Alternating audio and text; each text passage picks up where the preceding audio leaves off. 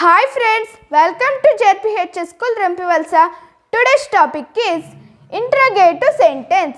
How to identify interrogative sentence?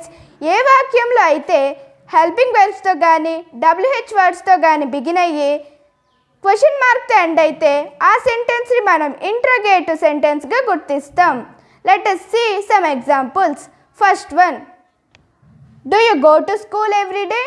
Do అనేది helping verb. Helping వెర్బ్తో begin అయ్యి question మార్క్తో ఎండ్ అయింది కాబట్టి ఈ సెంటెన్స్ని మనం ఇంటరోగేటివ్ సెంటెన్స్గా గుర్తిస్తాం. Next one, how are you?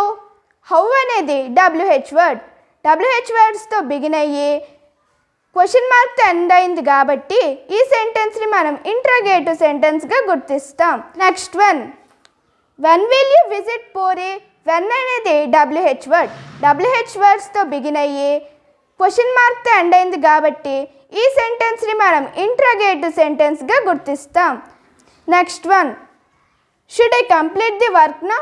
Should అనేది హెల్పింగ్ వెర్బ్. హెల్పింగ్ వెర్బ్తో బిగిన్ అయ్యి క్వశ్చన్ మార్క్తో ఎండ్ అయింది కాబట్టి ఈ సెంటెన్స్ని మనం ఇంటరోగేటివ్ సెంటెన్స్గా గుర్తిస్తాం. Next one, what a building it is?